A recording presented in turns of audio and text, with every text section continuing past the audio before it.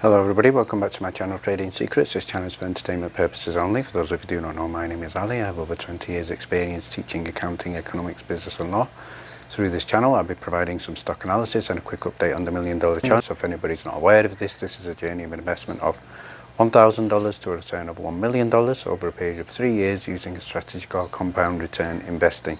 So the objective is try to get 201 trades, each with an average return of 3.5%. It's not 201 consecutive trades, we do take into account losses. So for further details about how to join us for less than $9 a month, information is available in the description below.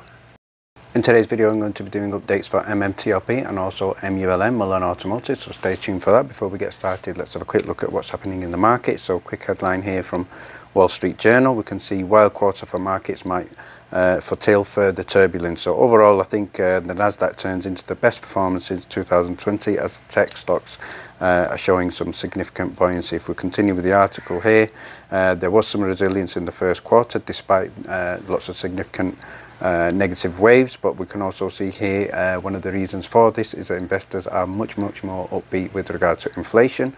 We know interest rates have been raised on a number of occasions, so as I said previously, I do think that we may be getting to hopefully a turning point for inflation and interest rates before we see a strong bounce. So let's have a look at the heat map for close of play on the Friday. We can see here the tech sector especially is doing well. Amazon was up, Google up, Meta, Microsoft, Apple, and most of the market is green. First thing I want to look at is the Form 10 that was issued by NextBridge Hydrocarbons. So in terms of overall key outcomes of this Form 10, I don't think there's anything significant that we didn't know, but we will go through a few of the things here briefly. First of all, the shares are not public company shares that are trading on a public platform. We can confirm that NextBridge Hydrocarbons is a private company. It is public reporting, and we can also see here the shares are not eligible for electronic transfer or public trading on the OTC.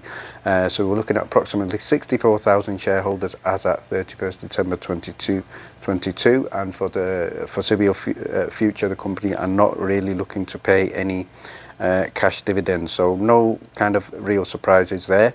The other things that I think we also know about in terms of key changes that McCabe and Berda did sell some of their shares of MMTLP, so that may not be in here yet. But the only other thing of importance I want to look at is obviously here in terms of the company is currently unable to determine the exact number of beneficial holders of common stock. So that's one of the issues that we are fighting. We are going to continually fight.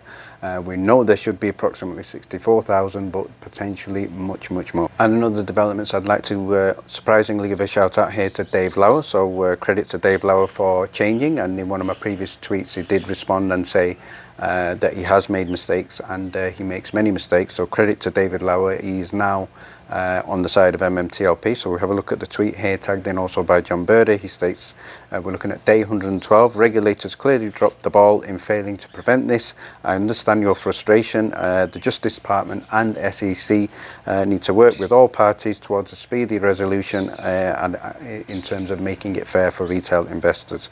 People are suffering and this needs to end soon. So 100% agree with that statement, and special thanks for David, and I think that is proof that anybody opinion can be changed, so that's one of the benefits of applying pressure. So next shout out here is to Busy Brands, who's tagged an important post here, and he say this straight from the Committee on Oversight and Accountability, looking at the beginning stages of an investigation. There's an active investigation. It is being taken seriously. So phone number shared there as well. So great post here from Busy. So let's have a look at the website where you can report additional information. So we have the link in the tweet, but if you go here, there's an option to blow the whistle. You can use the form below on that website to alert the chairman Coma to any fraud that you suspect and abuse, fraudulent abuse may be suspecting in the market or in any brokers or dealers and organizations. And the other thing to note here is that information they use will be treated in the strictest of confidence. So next shout out here is to Crucial Mix. So special thanks to Crucial Mix, who's creating a wealth of information with regard to people looking for information on MMTLP. So he states here, due to rapid growth of both resources and site visitors, The advocacy section includes subcategories to make it easy to find what you need faster, especially for MMTLP, and also to help the community like ourselves to promote awareness, and especially for journalists and social media personalities. And the final update I'd like to share with you is for MULN Mullen Automotive. So again, another shout out to Frank Ness. Go ahead and subscribe to his website. Some excellent articles there covering but not only MMTLP, MULN, but many other stocks. So special thanks to Frank here for sharing an article on some important updates for MULN. So let's go ahead and have a look at it. So it says on here, Mullen are and made delivery EVs to MGT lease company. So let's have a look at all the key areas shared. So we know that Mullen Automotive trading on the Nasdaq as MULN, and Randy Marion Automotive Group have delivered Class 1 EV cargo vans to MGT lease company as per an official statement. So the vehicle order was fulfilled through RMA and the distributor of Mullen Automotive Commercial EV. So the order was initially for 4 vehicles with subsequent deliveries expected. So there is hopefully also going to be an announcement from Mullen Automotive as well. So if we have a look at the next information here with regard to the stock price, we know that it has been trending down, but I think recently there has been a little bit of a reversal. So if we look here, it currently over the previous week, it is up currently approximately 17% on the week. It has established now an uptrend, and a lot of people have been waiting for it. We do know that it's not where it should be trading, and we know volume is going up. We're looking at nearly 500,000 in trading volume. And the final thing I'd like to share with you, especially with regard to the share price, we've seen a double bottom around about the $13 mark.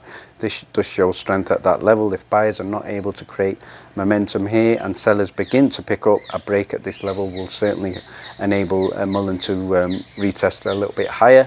However, indicators show that momentum has begun to shrink while buyers are slowly coming in. So there is a little bit more confidence in the stock, but it's still not where we want it to be trading, and the stock certainly right now in the short term looks to be bullish, but it is a penny stock. It is volatile. It does need to be traded with care. And finally, if you would like to get more information on our weekly watch list, daily stock alerts, as well as live trading discussions, you can certainly join our Discord for less than $9 a month. Information is available in the description below. And finally, I'd just like to update you with regard to my current situation. I'm currently on vacation, so there may be some background noises that are unavoidable, and hopefully I will be able to keep updated with developments, although it may be a little bit slower. Thank you very much for watching. Details for subscription are in the description below.